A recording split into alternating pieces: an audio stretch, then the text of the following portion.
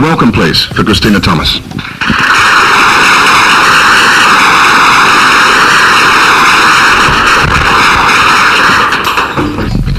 Thank you, and good morning.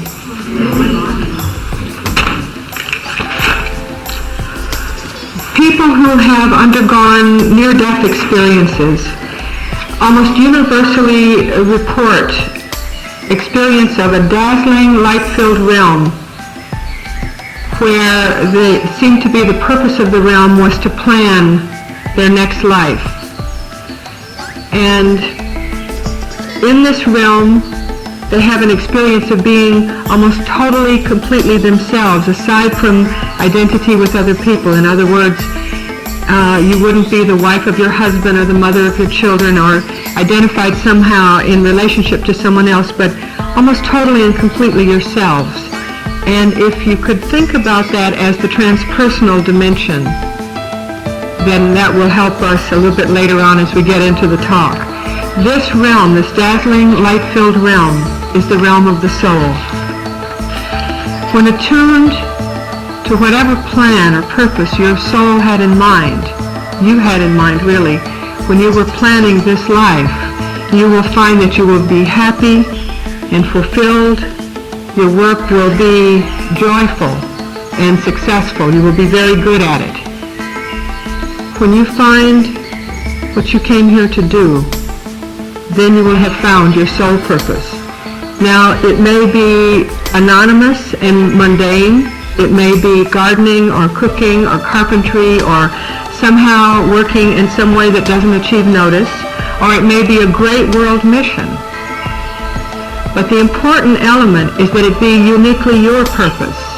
So often we do an ego orientation like it has to be some great worldwide mission in order for it to be a calling. I think every one of us has a calling. Whatever your plan is for this life is the most empowering and magnificent thing that you can do, and it's the way for you to be happy. If you could somehow achieve working in some great world mission, for instance, and that is not your purpose, you would find that you would not be happy, even if others thought you did well at it, you see? So the important thing is to find your place and be in your place, and then you will be happy, and then you will serve yourself and your life and everybody else on the planet. So the most important thing you can do in this lifetime is to uncover what that soul purpose is for you. The following elements that we're going to discuss the rest of this time will help you to uncover or discover what your soul purpose is. However, they are only assists, and I would recommend that the most empowering thing you can do is to use your life as a laboratory. Did you ever think of using your life as a laboratory? Let me see how this works for me. Let me see how this works in my life. If a thing does not work for you, what value can it really have anyway? You see? So no matter how effective it may be in someone else's life, no matter how empowering they may think it is, if it doesn't work for you, it isn't of much value. And so you must stay with a thing until you see how it works in your life. So the following elements are those that I would say are the most empowering that I know of to begin to uncover and discover your life purpose. Integrity. If you want to have real advancement in your life, get totally honest. Until you become totally honest, you're not going to make any real progress in your work, in relationships, with yourself, in uncovering what your soul purpose is. Very important to speak the truth always. In India, it is said that a person who speaks the truth always, when they speak, the universe obeys. And it's known that with the science of speaking or sound, as it has been investigated in India, that it can be used to start fire, to put out fire, to bring rain, and many other miracles that can be happened by sound alone. Your life means whatever you say it means. Do you ever think about that? What does your life mean? When you have integrity, you have power behind your words and your ability to commit. And so your life becomes whatever you say it's going to become. What would it mean to you if you knew that you could choose whatever your life is going to mean and then live according to that so that your life actually becomes a manifestation of that spoken word? Spiritual integrity is another dimension of integrity. Spiritual integrity is what I refer to as having no place within you that's holding out on the truth. Not withholding in any relationship, not holding any part of you or your energy back from relating to another person, not manipulating another person in any way, not playing any game at any level. Really, it means following the golden rule. If you have any doubt about how to behave in a situation, especially with another person, ask yourself this question: how would I like to be treated if the shoe were on the other foot? And then however you really would like to be treated, you can be pretty safe in knowing that it's okay to treat that person that way. Now mind you, I did not say, what do you think that person deserves? But how would you like to be treated? If the person has stolen something from you, and you put the shoe on the other foot, and you might say to yourself, if I were so ignorant as to fall into thievery, how would I want to be dealt with? Would I want to be dealt with harshly and given the worst punishment and have everybody turn their back on me? Or would I hope that someone would come and say, do you want some assistance? Do you want some help? And understand that you were ignorant and perhaps could correct yourself if given another chance and some support. And so whatever we send out comes back like a boomerang. If you send out good things, it goes out all around the world collecting more good things and comes back tenfold or 100-fold to your doorstep. And so when you make a mistake, if you want to be dealt with very kindly, then deal kindly with others when it looks like they've made a mistake, regardless of what it is. You'll be happier too if you don't judge the person for whatever mistakes they make. Now, this does not mean that you do not see error when it arises. But the distinction here is, instead of judging the person, that person is a thief, you might say that person is ignorant and asleep, and they are engaging in behavior of stealing right now. And when they wake up, they're going to realize that that has caused them to reap some negative things that they probably don't want to reap. And my heart goes out to them because they have some bad karma on its way back. In other words, they've sent something out, so when that comes back to them, they're going to have to lose something, probably get ripped off or something. Another element is to take total responsibility for your own life.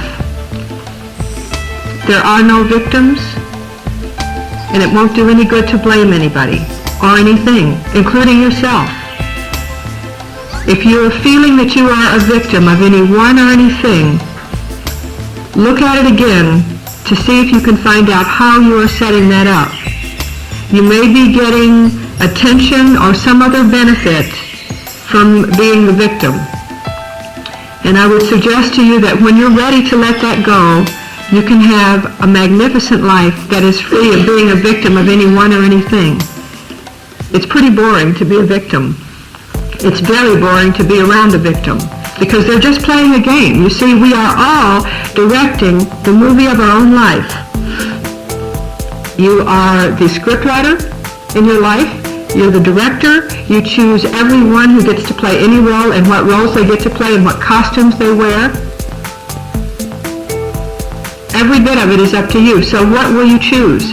If you look around in your life right now and you have something going on that you don't prefer, you can change it.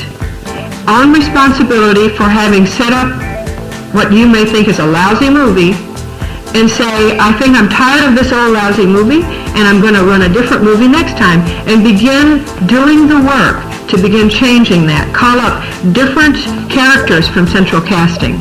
If you have a mate who has been abusive and unfaithful to you, and you would like a loving, adoring, wonderful, happy, supportive, faithful mate, then choose differently next time. And be honest with yourself. This is not happening to you. It is you calling those up.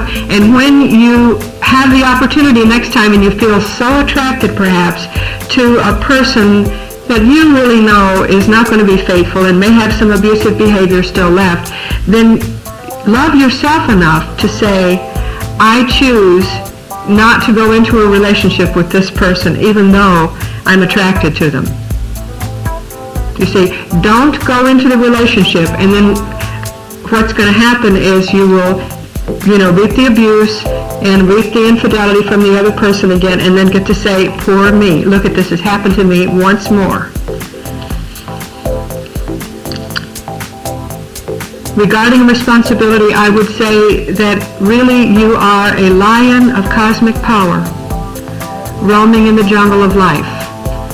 Don't be willing to let the frogs of sense consciousness kick you around. The frogs of sense consciousness, what an image to call up.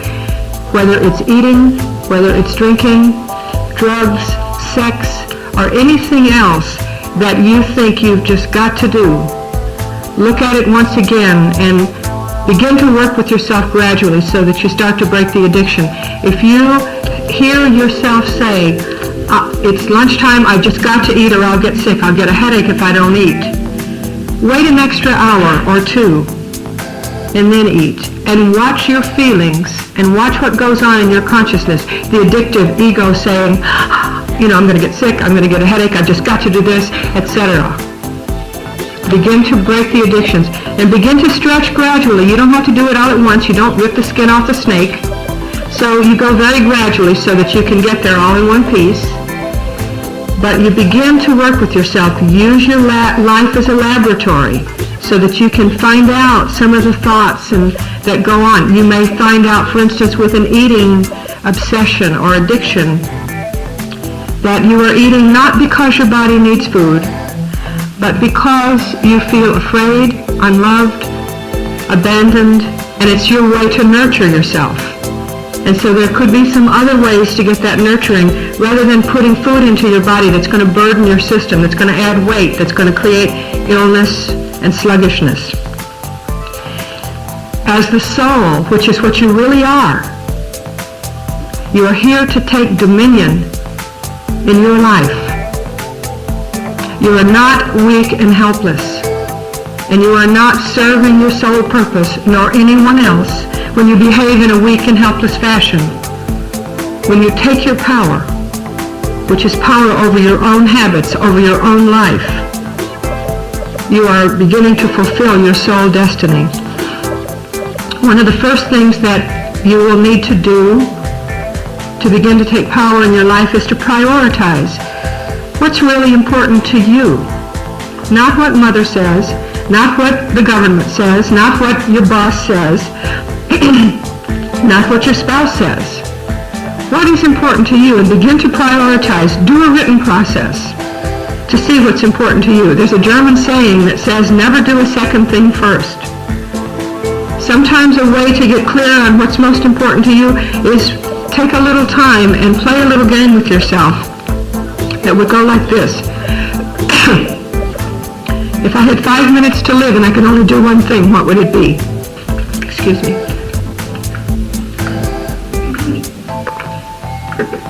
And then play the game again. And you'll start to put things into a priority. Because if you do the thing that's the second most important and you leave number one, that's not appropriate for you, you see. Begin to work with it. You are not your body, your mind, or your personality. You are the soul who is fully there and fully present in that dazzling realm of light that I referred to at the beginning of this lecture, who had a purpose in mind. You had a reason to come in and join with that little fertilized cell in the womb of your mother and begin cell division and the formation of the little baby body. You see, that could never happen without the connection of the soul. And so who you really are, your true identity, is that of the soul. The body is yours to use as a house, to live in, as a vehicle to move about in. It is very precious. It is up to you, the soul, to take care of it and treat it as a temple. Honor it, revere it. Your mind is the same way. Your mind is not here to tell you what to do. It is to be used like an instrument to receive information from the great, vast realm of intelligence that is spirit itself. One of the definitions for genius in the dictionary is guardian spirit. And all of us have genius ability to the extent that we connect to that vast realm of intelligence that is the universal energy field all around us, from which we came. That is our home. And so it isn't whether you are a genius and you aren't a genius and I am and you aren't.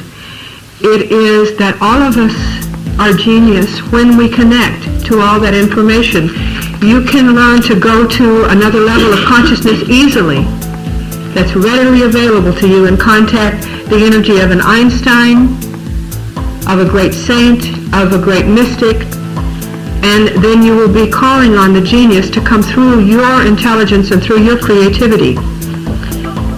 If you can learn to see at the transpersonal level, at the soul level, I call this seeing contextually. In other words, instead of just getting caught in the content of what's going on, my boyfriend is leaving me again, or I've lost my job, or I need money, or I wish I could lose weight, or this is wrong, or this is right. That's the content.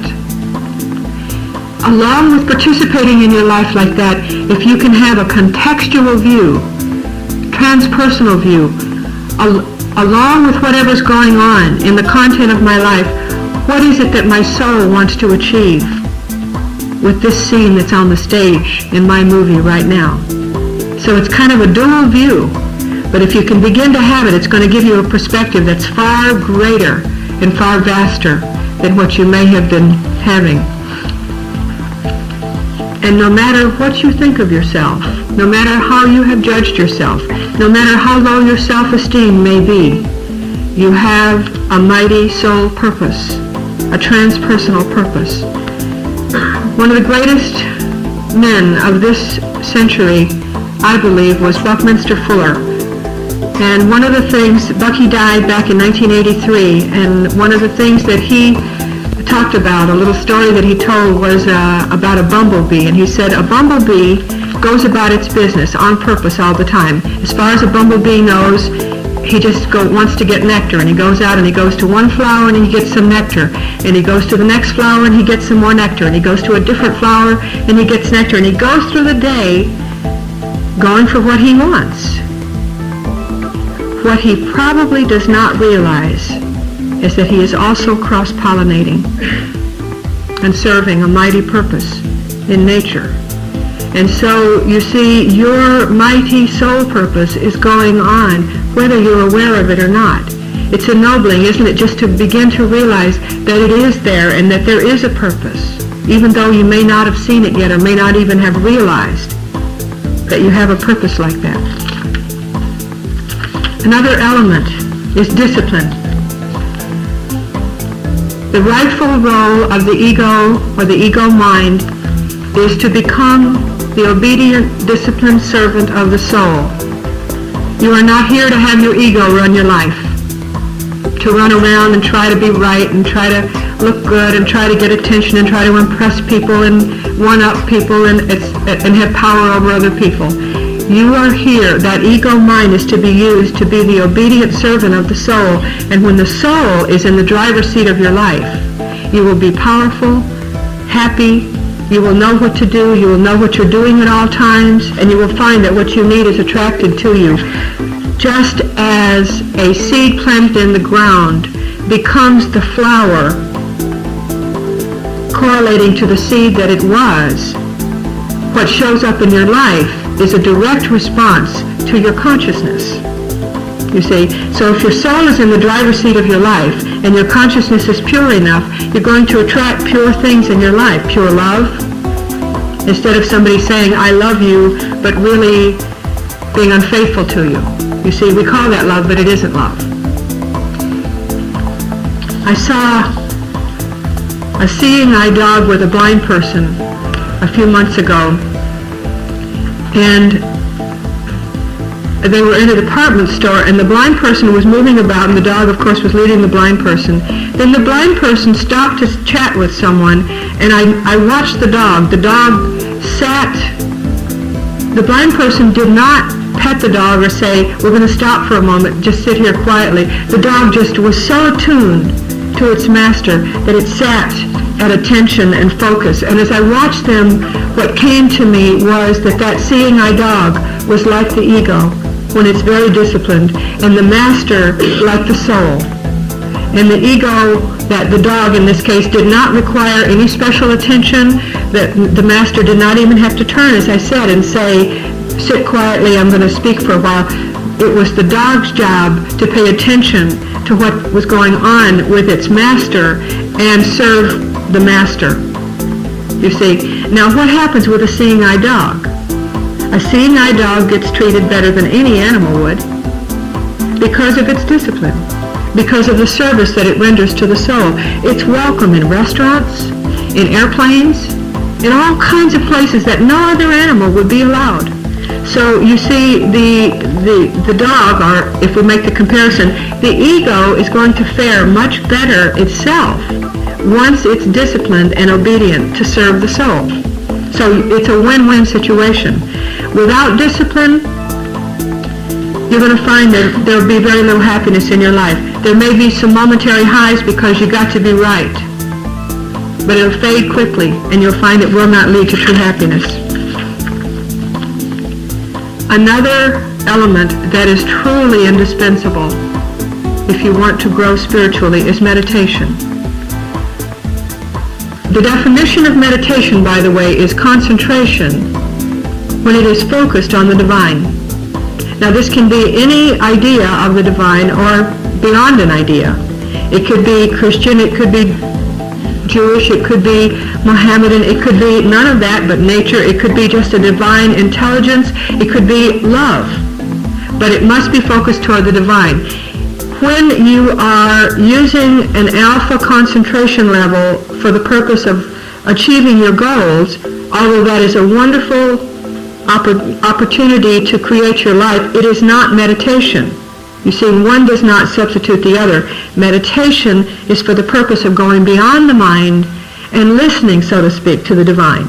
In the Christian Bible it would be, or in the Old Testament, be still and know that I am God. And so it is a going beyond thought, beyond the mind, to tune into your transpersonal purpose. And in the beginning, if it's very difficult, meditate only perhaps 5 minutes a day, or 5 minutes in the morning and 5 minutes in the evening. Take little chunks and congratulate yourself that you're doing very well. That's much better than deciding to meditate for an hour. You only meditate for half an hour and you feel terrible about yourself. You see, so don't say you can always do 20 minutes if you've agreed to do 5 and you'll feel even better. Okay, good feelings are really important. Now, how to meditate would be some elements that are very important. You must have the spine straight, whether you're sitting in a lotus posture if you're very limber. Most of us in the West are not limber because we've not been squatting or sitting on in a kneeling or a cross-leg fashion all our lives. So you might need to sit on a chair, like a very straight chair, that will allow you to sit very erect with the spine straight. Now, the reason that the spine must be straight is that there are energies in the spine that move from the base of the spine up and down the spine, and if that energy is not free to move, you're not going to get anywhere in meditation. And meditation is hard. It's hard work. It's not easy. Try for 5 minutes if you're not a meditator, and you'll see it's very hard to discipline the mind. And so maximize the effectiveness by making sure that the spine is straight, and it must not be touching anything. You cannot lean back against anything. You cannot lie down and meditate. Now, you can do a beautiful guided imagery that's very relaxing and very blissful and peaceful. Do that too, but meditation is sitting upright with the spine straight and not touching anything. There are many wonderful forms of meditation. My own path is Kriya Yoga. which I learned through Self-Realization Fellowship. If you are interested in that path, you can read Autobiography of a Yogi, or you can read Secrets or In Tune with the Soul and get some information. And in the back of Secrets and in Autobiography of a Yogi, you will find the address for Self-Realization Fellowship, and they will be happy to send you information on meditation, and they send it through the mail. It's practically free, just the cost of postage. And there are other good forms of meditation. It is important that you seek until you find that path that satisfies your own heart. Do not just leap at the first path that comes up. Stop and see, is this the path that's for me? There's a story that's told about a young girl whose mother died when she was a very little girl. And before her mother died, her mother gave her a little doll, and she said to her child, "Put this doll in your apron pocket. And whenever you need to know something and you have no one to ask the doll, and she'll tell you what you need to know." And the doll could represent your intuition. So if you have any doubt, is this my meditation path or not, just keep tuning in inside. And it's all right to say, I'm going to check this out a bit further. I'm not sure yet. You see, like just as though you're going out with a mate. It's better not to get married until you're sure. Don't leap into the commitment. Once you find your path, however, and commit to it, then stay loyally with that path and you'll make much faster progress. Don't feel that you've got to have a little bit of everything, because it's like trying to take 3 different roads that head north. You'll get to Edinburgh faster from here if you get on one highway and stay on it instead of crisscrossing back and forth and trying to use all the different roads. Meditation will take you beyond the mind, beyond thought. I recommend body-soul breath work, which is a form of rebirthing that I have developed and that I've used and practiced for some years in order to clear suppressions at the psychological and the emotional level. Meditation will take you to a very high spiritual level and eventually would liberate you. But if you want to speed it up, I have found that you can clear the suppressions of energy that you have gathered and accumulated since before birth, usually. And by clearing them out, you can make even faster progress in meditation or whatever else you want to do with your life. Even if you don't think you're ready to meditate yet, and you clear away some suppressions, you're going to find you're happier, you're less burdened. Suppressions of energy are like excess baggage that you're carrying around. Old things from the past that keep you from being in the present. If you are very hung up, for instance, about, let's say, an issue with your father, if you're a young girl or a young woman, you may have found that transfers over to a boy or a man that you're dating, or maybe even a husband.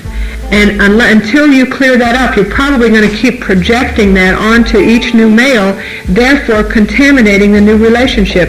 Many people who are married to each other have never met. It's his parents and her parents who are relating. And if they were fighting like cats and dogs, the marriage in the present has little chance until those two people clear themselves of that excess baggage. You see? And it's not about blaming your parents. They were handed things in ignorance. And they handed us things in ignorance.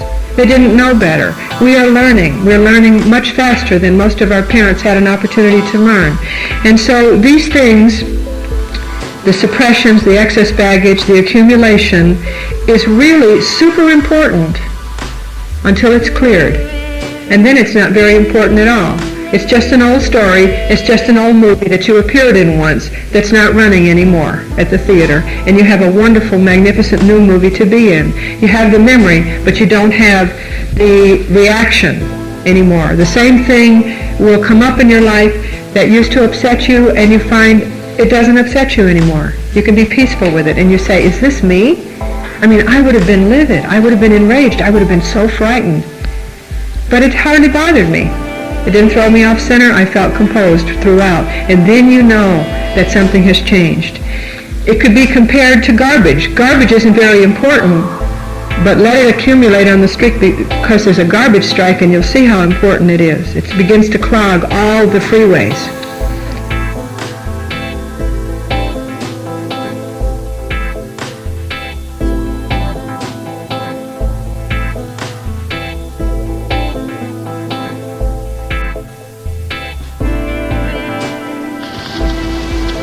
And so another element is continual self-observation.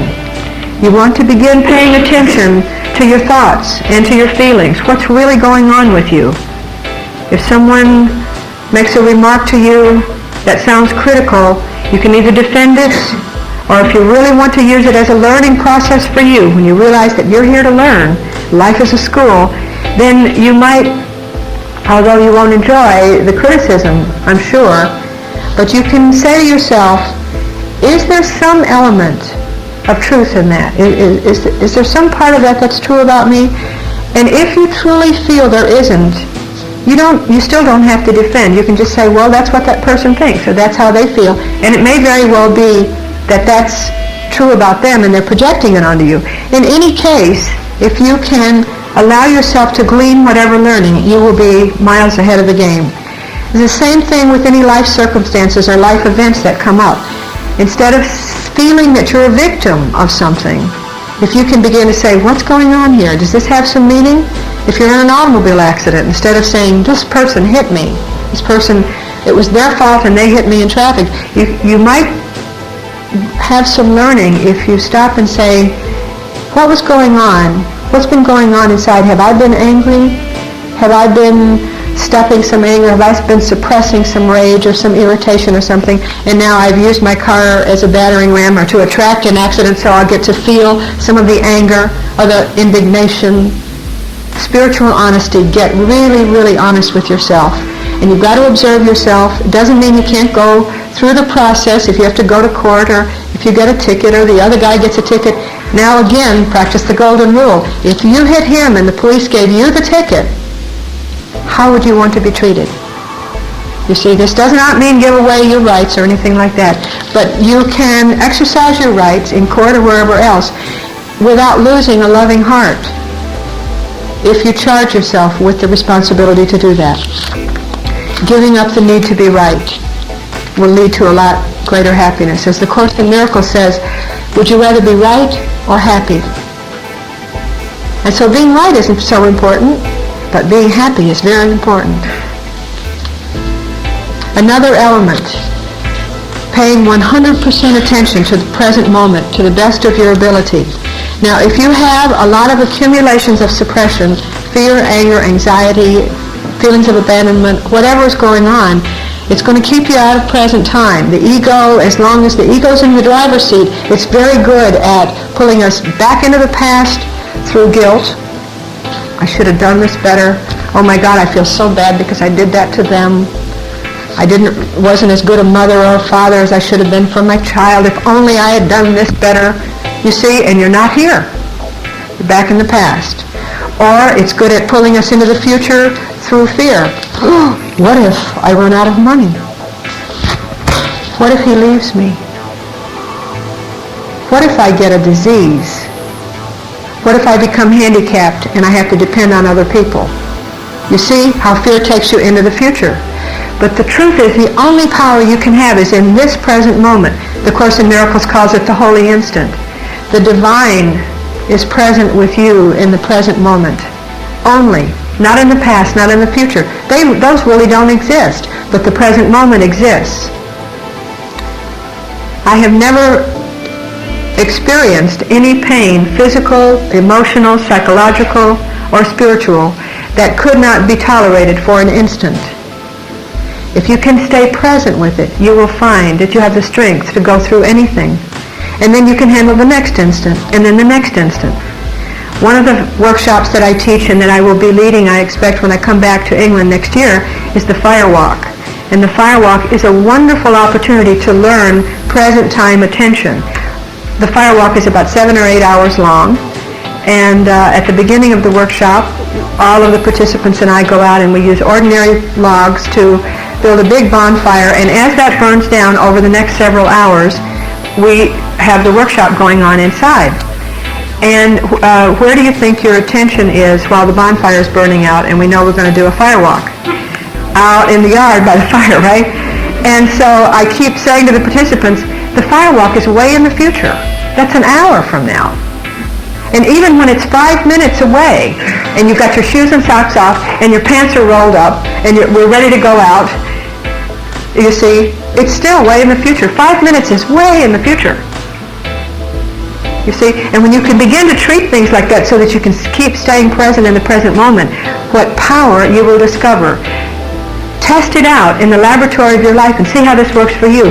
This is what empowers people after the fire walk to say, wow, I didn't realize what this was. I have never felt so empowered in my life. And sometimes people say, I did not truly understand the word empowerment until I went through this experience. Because it's not something you can understand mentally. You have to experience it fully in your body in order to really know what it means. Another element is love. You must have love. We are love. That dazzling, light-filled realm is love. And so without love, you're not going to be happy. Devotion to something, to this body, this precious body. Not, these thighs are too fat, or I should be taller, or my face should be prettier. This precious body. Imagine how precious your body would be if you were told you have a malignant disease that there's no cure for. Wouldn't it become precious in that moment, regardless of the shape or the size or the weight? And so can you begin to love your body that much? And love your mind. What a brilliant instrument to have to go through life with. You could have been born retarded, you see. So begin to congratulate yourself that you have a healthy mind, capable of learning and connecting to the genius of all of that energy that's available for you. People in near-death experiences come back and report invariably that every time they were faced with the question, how well have I learned how to love? And how well did I apply that in a practical way in my life? How well did I love others? I had an experience that was not a near-death experience once, but I was leaving Chicago after having lived there for many years of my life, about 18 years. And I had a very expanded moment right at the end when I was all alone, and I was actually moving through the rooms of my house, which was empty of furniture. The moving truck had left, and I was going through the rooms to complete and thank the rooms. I felt that I would never be back in that space again, and it's important not to leave ties, but to be able to go on into the present. And so, as I went through the rooms to complete with the rooms, I began to cry and then to sob with all the life that had gone on. There had been great joy. My little girl had grown up there for the first years of her life, and there had been great sadness, and there had been tragedy when her father had been stricken suddenly, and but it was rich in life. It was rich in love. I think that we probably can only feel very deep pain when there has been very deep love. But for some reason, I heard a question in my mind in the midst of all that said, what would I do differently if I could live all these years over again? And without a moment's hesitation, what came up within my consciousness was, I would love more, love better, love all the time, and never find a reason to withhold love. And so what would happen in your life if you went through just the rest of today? Loving everyone and not judging anyone that they don't deserve love for any reason that your mind thinks. I really believe that if you love enough, nothing will stand in your way. It is the greatest power that is, and without it, very little has any power. Creativity is another very important element. You'll find this is going to come pretty spontaneously once you begin to do these other things. The soul is always creative. Again, it may not be in the arts. You may not be a writer or a painter or a dancer or a singer or a workshop leader, or what. You may be gardening. You may be raising your child. Oh, what an important job that is. Mothering or fathering a young child. You are literally forming the future when you do that. Or running your business or whatever else it is. But begin to allow the soul to manifest and express through you in its own magnificent, unique way. God has never expressed as you before and will never express as you again in this same form. God will always express through you, but the form changes, and so do it very well. This is your opportunity to be on the stage in this costume, in this way, once and once only. So live it to the fullest, and then you'll move fully into your next role as it comes up. And you won't be happy until you begin to be creative. And when you are, you'll find you don't need to cling to another person or another situation or a job that you don't like or whatever, because you have this purpose and this creativity that's flowing up within you. Happy people are peaceful people. Unhappy people create war and chaos. When you are happy, you are contributing to everyone in the world. Your happiness is a direct contribution to everybody else in the world. You may be home in your house just feeling happy one day, and it benefits everyone all around the world. Another element to remember is your physical self. It's like rubbing the head and patting the stomach. We go along being physical beings, and then when we begin to awaken spiritually, a lot of times we forget that we're physical, and we become spiritual, and we stop exercising and doing some of the other things that we need to do. Regular exercise is very important. Maybe you just go walk, but walk rapidly and walk for a mile or two each day if you can. Or running, and there are many other wonderful forms. I find it's very helpful to walk alone frequently, and I find that there's a great presence that walks with me. Most of my books and most of my workshops come when I'm walking alone, or the inspiration for them begins there. It's the most magnificent time to walk with a divine presence, and the body's benefiting at the same time. Other elements to pay attention to physically are nutrition and fasting. There are some excellent books about it. Educate yourself about it. Don't remain so compulsive that you say, oh, I just have to have this. I was raised eating this. We ate this in my family. But find out what your body needs. You might want to have some muscle testing or have someone check you out in some other way to see what your body needs and how much. And again, experience your life like a laboratory so you'll see what energy comes. Fasting is also very important. It may be total fasting with water. It may be juice fasting. There are different books on that also available. Assimilation of food takes a tremendous amount of energy. We think we have to have food in order to have energy. And to some extent, it is true, yes, that we need to eat. But fasting gives tremendous energy because a great cleansing happens. Mahatma Gandhi, as you probably know, walked and walked and walked. He could outwalk any marathon walker. Nobody could keep up with him. And he's famous for the fasting that he went on. Gandhi himself attributed the fasting with being his almost superhuman strength. And there were people who were physical fitness experts who, I know of one who said that he went and he lived with Gandhi in the mid-40s, and they would walk at a breakneck pace from one village to the next, and when they would arrive, he would have some water, talk to the villagers for 20 minutes, and with his little staff in hand, go on to the next village at a breakneck pace, and the humidity and the heat was unbearable for most Westerners, and he was just unflagging, and he said he got it from the fasting. So check this out for yourself, see how it works for you. Another element that I think is indispensable is reverence. Begin to look at reverence. Reverence for yourself, as I said, for your body. This body is a temple. Look at that regarding sexuality and sexual practice also. If you are engaging in a sexual practice that exploits someone else, or where you are exploited, that is not reverence. The body is holy. Sexuality is holy when expressed with love. If you are a woman, to allow a man to penetrate your body that you feel less than reverent for, I think is probably not serving you. And if you are a man to penetrate the body of a woman that you do not honor and love, I'm not saying you have to be married, but look at it and see what it is for you. There was a woman in the United States who phoned me after being in a class once, and she said, when you talked about having reverence with sexuality, it was the first time that I ever even dreamed of putting those two together. But since then, I have gone into a relationship where I truly feel reverent about the man, and I've never experienced such happiness in my life. So check this out and see what it is for you. I'm not here to elaborate on that or to get into that too much. But again, pay attention to the doll in the pocket.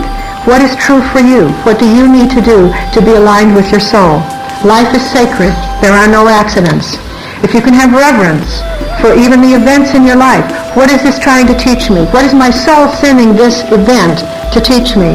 you see, then the lesson is sacred because you're going to learn from it and you're forming yourself from those lessons. Choose behavior that is ennobling behavior. The soul is noble and magnificent beyond imagination. If you could see your true self, how magnificent you are, how it would expand you. You would never forget the experience of one glimpse of that. You see, the power that you have, the magnificence, the purity that is truly you. But until we consciously realize this, it's as though it is not true. And so the whole job, the whole game in all these incarnations and this one you're in, is to align that conscious mind with that awareness that you already have. You see, at an unconscious level, you already know it. This is nothing new. You don't have to learn it. You just have to remember. You just have to wake up. It's like you have amnesia, if you don't know this yet. And when the amnesia breaks, you will remember who you've always been. You're not going to gain anything that isn't already yours. If you are the royal prince of the land and you develop amnesia and wander off into a foreign land and wind up hungry and in the gutter, you could decide that you are a poor victim because you're lonely and hungry. But when you can awaken to remember who you really are, then you can go back home to all the abundance and the joy that is rightfully yours. And the final element that I believe is indispensable for most of us is a tool with which to face fear. Really, this belongs with body, soul, breath work. Because as you do breath work and tell yourself the truth about what's going on, it's going to come up as a suppression. But this is such an important one that I wanted to mention it separately. Fear is really the greatest enemy that we have. It blocks us from going for all the majesty in our lives. It's as though each of us has a golden shore of peace and joy and fulfillment. But in between you and your golden shore is a swamp full of alligators. And in order for you to reach that golden shore, you're going to have to head into that swamp and face every one of those monsters, those alligators. Then and only then will you discover for you that the swamp and the alligators were never real in the first place, but they were only illusion. Once you've gone through this process, then you can truly say fear is an illusion. Until you know that, though, you're going to just be parroting these words in a mental kind of way, and it'll sound hollow. But if you use this, you can walk right into the jaws of a demon, and you'll find as you reach it that it will evaporate in front of your eyes. This is behind the sayings that you've heard: if you face fear, it will collapse before you, or it will disintegrate. The only thing we have to fear is fear itself. All these kinds of expressions. You see, there's not really anything there, but it's like if you see an illusion out in front of you, let's say a movie image, or even better example would be a hologram. It's a three-dimensional light image, isn't it? And it looks real. If you stand in front of a person, the hologram of a person, you'll see the front of their body. If you stand on the left side, you'll see this side. In back of them, you'll see their back. And on this side, you'll see the right side. So it looks real. But if you were to penetrate it, then you would find there was never anything there in the first place. And so as long as you stand 1 inch away, the fear is a hologram. If you stand 1 inch away from it, it's very real. But at the moment when you penetrate it, then you find out there was nothing there in the first place. And so this does not mean that you're going to become fearless. What it means is that you can shake in your boots and keep walking. You're not going to let fear stop you anymore. You're not going to be afraid to go for that thing that you feel is rightfully yours to go for, whether it's to create the business you've always wanted to do, to write the book that you really want to write, to paint the painting you want to write, or whatever else, to travel around the world, whatever it is that you think, oh, I can't do that because. You can keep going and keep making one step after another, and you will find that those things will collapse in front of you if you do this, and you will experience a manifestation and a fulfillment in your life that is probably beyond your imagination. And so I think we have a few moments for questions now. If there are any questions, and I will repeat them so everybody can hear. Anybody have a question or a comment?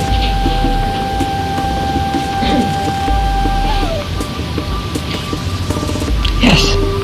Meditation and meditation, I think different beliefs as to crossing the temple of the body, not to cross your legs or your hands around your neck. Is that correct? Regarding the lotus posture, the question is regarding the lotus posture for meditation or cross-legged. You've heard teachers say don't cross the legs or the arms, and then yet some people cross legs or even go into the lotus posture for meditation. I think that it's probably better not to cross the legs if you're seated on a chair. However, if you can sit comfortably in the half lotus, which would be to have the one leg over the other, if you're that limber, that's fine. Or if you can sit fully in the lotus posture, then you could do that. The true purpose of the lotus posture is to lock the body in place so that it will not fall in any direction. Because ultimately in the higher stages, in the advanced stages of meditation, one goes into the trance of samadhi, and the body can fall over. The heart stops, the breath stops, and the person is really disengaged from the body. They're healthy, you see, but so that is really the purpose of the lotus posture. Most of us Westerners, though, cannot comfortably do the lotus or even the half lotus, and so it's the last way to forget the body. So you want to forget the body in meditation. And so usually that's the way to be very aware of the body, because you have a lot of pain in your legs. So if you're seated on a little stool or on a straight chair, then I would say don't cross the legs. I use a kneeling bench where I sit with my legs back underneath me, but I'm seated on a little low bench about 6 inches or 4 inches off the floor. That's very comfortable for me, and you'll find those around. And I think downstairs I saw a chair that said that it was good for meditation, and I didn't try it, but check it out for you. Some people are comfortable with a chair, others with a little bench, others sitting on the floor. So there's no right or wrong, but that's what I have found. Okay, and don't compete in meditation. You know, it's not about competing. It's about being available to the divine. People with spinal problems have very difficulty to sit upright with no support Yes. of their back. Is there any other way that you could meditate without So the question is, yes. So the question is, for a person with spinal problems, it may be difficult to sit very erect, and is there some other way that it could be done? I would say again that the energies must move in the spine in order for you to make progress. Now, so what I would do in a situation like that is include in your prayer before you meditate, please, Father, Mother, God, or however you say your prayer, please bless my health, help me to be strong enough to meditate for these few minutes, even if it's a few minutes, and train yourself maybe for 3 minutes. And you place the attention here at the mid-spot between the eyebrow, which is the Ajna chakra. It's the sun center, the will center, the Christ consciousness center. It has many names. Place your attention there, even if it's for 2 or 3 minutes, and you will find that will begin to extend to 5 minutes and 6 or 7, and whatever it is, you're getting benefit out of that. And then you might want to do some guided imagery in another position. Don't put yourself in great pain, and don't stretch beyond what you have to. And use chiropractic or massage or homeopathic or whatever else will support that. It's wonderful to use your faith and to use homeopathic remedies, but if you also can benefit from medical science, God works through all levels, and all paths lead to God. And so use whatever works for you. Again, make it your own. Use your life like a laboratory to find what works for you. You see, people who need more stay in hospital, in trenches, lying there for they need more support. They do. They not meditate. Okay, so people in traction are confined to bed. They really need meditation, but there's nothing. They're limited. They have to be on their back. Well, that's the best they can do. Then have them do all the other, if you were helping them, for instance, or supporting them, then have them do the best they can do and give it to God. Do your best and give it to God. Don't worry that you got to do it yourself. You see, we're doing none of this, really. I mean, I would say a good rule of thumb is do 100% of everything you can do in your life in every way. Use all your intelligence, all your will, all your discipline, all your skills, all your creativity, as though 100% of everything depended on you, and at the same time realize that it's all up to God. You see? Okay. Someone else? Yes? My view of channeling and spirit guides, certainly as we are connected to the universal life force energy, everything is being received through that channel or that conduit. My own view of these things is that I leave these experiences up to the divine. I have had a number of visions, and I have been, directed to write, and I have heard things and written them down, etc. But I don't seek them as such. I believe that my unconscious, the divine, knows what it's doing. And it's not up to me, to my ego mind, to say, I want to seek this out. Or sometimes, if you don't watch it, you can get into a thing where ego's looking for some self-aggrandizement, where I want to have attention, or I want to decide to do this for a living, or I want to make some tapes and sell them, or I want to be popular among friends, or I want to gather a crowd around me, or I want to be special in some way so that I'm this person who's channeling.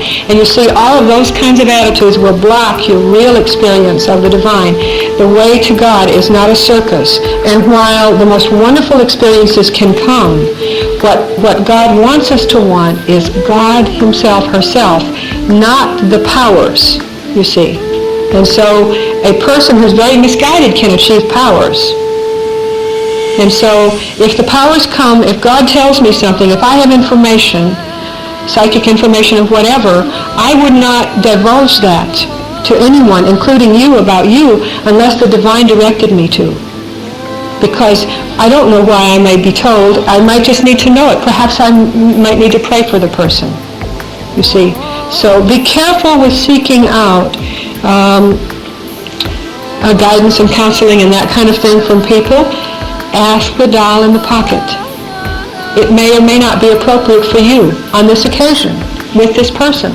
One person may be a very pure instrument and really a servant of the divine and here to serve other people.